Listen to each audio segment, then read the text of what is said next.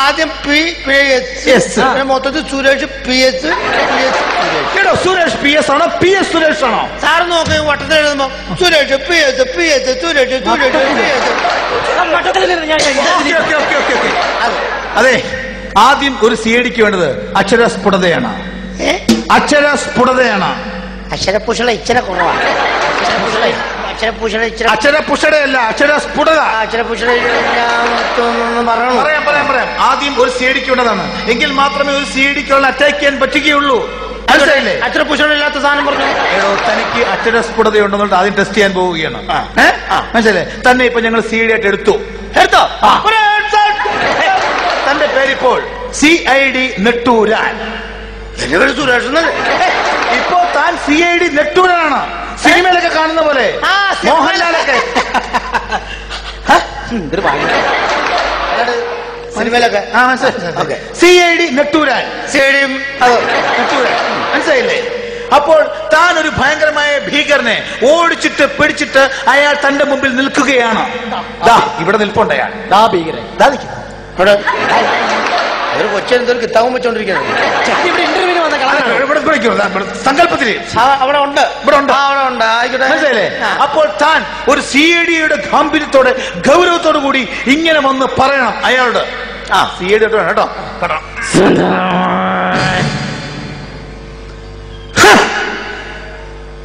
നെട്ടൂരാനോടാണ് നിന്റെ കളി.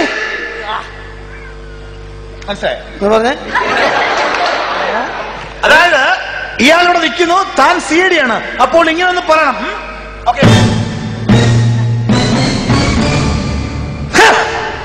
നെട്ടൂരാനോടാണ് നിന്റെ കളി. ഇത് ഞാൻ പറയണം. അതെ, ഈ നിൽക്കുന്ന ബില്ലിനോട് ഞാൻ പറയണം. ഇങ്ങനെ ഈ പറഞ്ഞ അക്ഷരസ്ഫുടത പരീക്ഷിക്കാൻ വേണ്ടിയാണ്. ചെയ്താൽ പോരെ? അതെ, ഓക്കെ.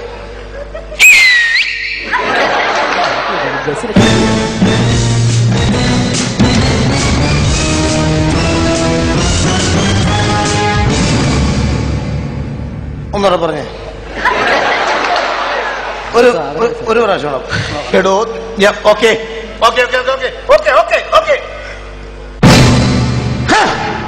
നെട്ടൂരാനോടാണ് നിന്റെ കളി. ഓക്കെ, ഇത്രയല്ലേ ഉള്ളൂ.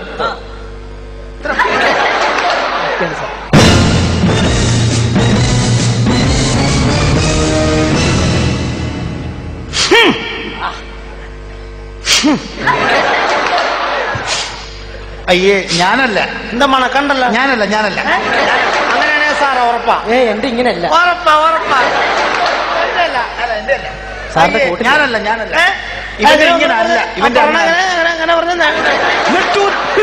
നെട്ടൂരാനോടാണോ നിന്റെ കളി? ഒന്നുകൂടെ പറഞ്ഞു സാറേ. നെട്ടൂരാനോടാണോ നിന്റെ കളി? ഇനി അങ്ങോട്ട് അകലേക്കൊന്നും പോണ്ട. ഇവിടെ നിങ്ങൾ പറയണോ?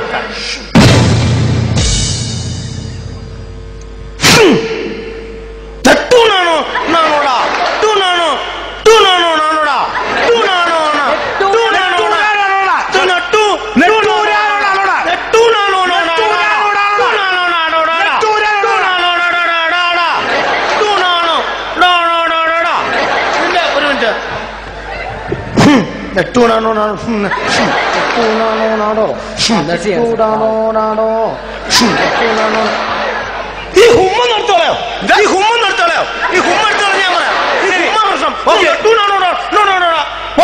ഹുമ്മെടുത്ത് മാറ്റിക്കേ. കളഞ്ഞു. എന്റെ പേരെന്ന് നെട്ടൂരാനോ? അപ്പൊ ഇവരോട് പറഞ്ഞ പോലെ ഹുമ്മ മാറ്റിക്കേ. നെട്ടൂരാനോടാ കളി. എന്നോടാണോ നിന്റെ കളി?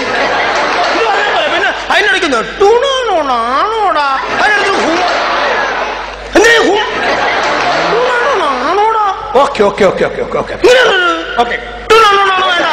പട്ടിയുടെ വാല് 12 കൊല്ലം കൊള്ളിട്ടാലും അത് വളഞ്ഞിരിക്കുള്ളൂ. അതെ, തന്റെ അക്ഷരസ്ഫുടത ഞാൻ വിട്ടു. ഇനി മനോബലം അളക്കാൻ പോവുകയാണ്. മനോബലം. മനോബലം.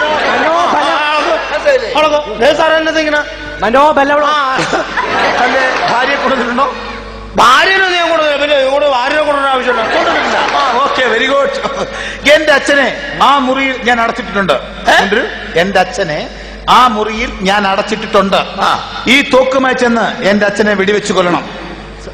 ഈ തോക്കുമായിട്ട് ചെന്നിട്ട് നിങ്ങളുടെ അച്ഛനെ ഞാൻ വെടിവെച്ച് കൊള്ളണം. അപ്പൊ എനിക്ക് സിഐഡിയിൽ ചാൻസ് കിട്ടും. ഒരു മനോബലം വളക്കാൻ വേണ്ടിയിട്ടാണ്. ഒരു കാര്യം ചെയ്യാലോ, ഈ തോക്കും കൈകൊണ്ട് പിടിച്ചിട്ട് പോയിട്ട് അച്ഛനെ എടുത്തിട്ട് ടൂണോണോടാ കളിയിൽ വെടിവെച്ച് കൊള്ളണം എന്റെ അച്ഛനെ, മനസ്സിലായോ? ആയിക്കോട്ടെ.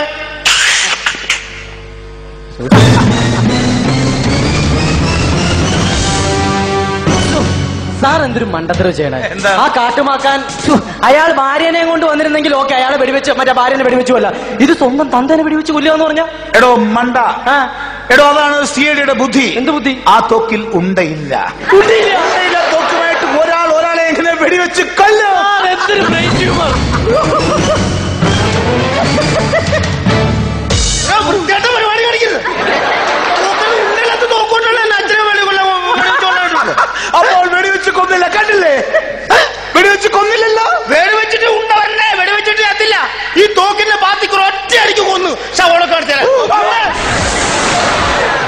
അടി